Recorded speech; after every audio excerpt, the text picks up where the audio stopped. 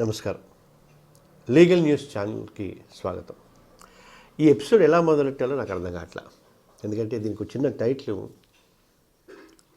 Men cannot cry అని పెట్టాలని అనుకున్నాం. అంటే మగవాడికి ఏడ్చే హక్కు కూడా లేదు అని. బహుశా అందుకే సామెతలు కూడా వచ్చి ఉంటాయి.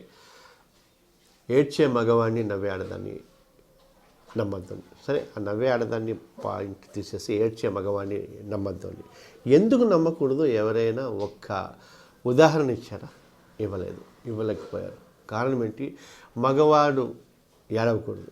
అందుకే చిన్నప్పటి నుంచి మనం అదేంట్రా ఆడపిల్లలాగా ఏడుస్తావు, నువ్వు మగాడివి కదా అని రెచ్చగొట్టి, బహుశా నేను మగాడిని కదా అని చెప్పేసి వాడు అనుకుంటూ ఒక విధమైన ఒక ఒపీనియన్లోకి వాడు వెళ్ళిపోతున్నాడు. సో అందుకే డొమెస్టిక్ వైలెన్స్కి గురైన ఆడపిల్ల కష్టం వస్తే, నా భర్త ద్వారా నాకు ఈ కష్టం వచ్చింది, నా అత్తమామల ద్వారా నాకు ఈ కష్టం వచ్చింది అని చెప్పి బయటికి వచ్చి బాధపడి ఏడ్చి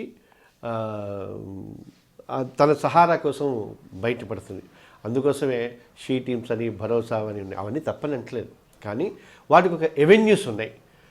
సో ఆడపిల్ల బాధపడటానికి ఒక హక్కు ఉంది, ఒక రైట్ ఉంది. అసలు ఆడపిల్ల అంటే బాధపడటానికి ఉద్దేశించింది అని కొంత.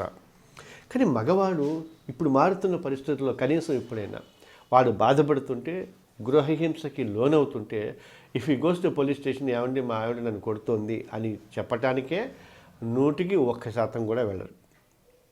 ఒకవేళ పొరపాటున ఎవడైనా వెళ్తే వాడిని చాలా ఇబ్బందిగా చూసి నవ్వి, ఎలా నువ్వేమో గడివి పో, నువ్వు వెళ్ళి సర్దుకో అంటారు.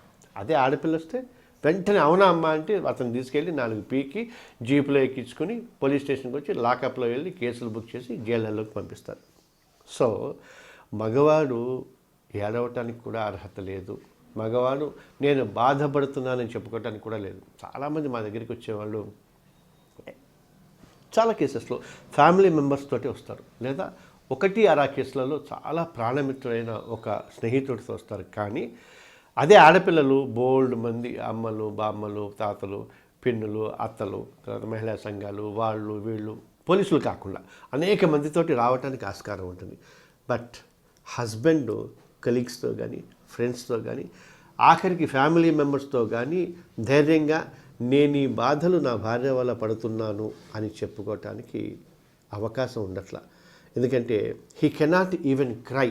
హాయిగా కడుపు నిండా, గుండె నిండా ఏడవటానికి కూడా వాడికి అర్హత లేదు. ఒకవేళ ఏడవాలనిపిస్తే ఏకాంతంలోనో, ఏ బాత్రూంలోకో, ఏ కొండ మీదకో వెళ్ళి ఏడవటం తప్ప వాడికి ఇంకో మార్గం లేదు. అందుకని లా మారితే, లా ఈక్వల్గా ఉంటే, అతని ఆడపిల్లలాగా అతను కూడా బాధపడితే, గృహహింసకి లోనవుతే ఖచ్చితంగా తప్పకుండా తనకి ధైర్యం వస్తుంది. నాకు ఈ అన్యాయం జరిగింది అని చెప్పుకోవటానికి అతనికి ఆస్కారం ఉంటుంది. న్యాయ వ్యవస్థ కూడా దాన్ని ఆసరాగా చేసుకుని ఖచ్చితంగా దాన్ని సరిదిద్దటానికి అవకాశం ఉంటుంది. దానికి సంబంధించినంతవరకు ఏ చట్టంలో కానీ, ఏ లాలో కానీ, except 498A DVC and 125 CRPC లాంటి చిన్న స్పెసిఫిక్గా ఆడపిల్లల కష్టాలని, కన్నీళ్ళని తీర్చడానికి ఉద్దేశించబడ్డ చట్టాల్లో మాత్రం తప్ప మిగతా అన్ని చట్టాలు, అన్ని సెక్షన్స్ కూడా లా ఈజ్ ఈక్వల్ అని చెప్తున్నాయి. సో కనీసం ఇక నుంచైనా law is equal, law will be equal, law should be equal, and law we can trust and we can go. And మనం వెళ్ళి కోర్టుని న్యాయం కోసం అర్థించవచ్చు అని అనుకోగలిగితే అదే గొప్పతనం. Thank you.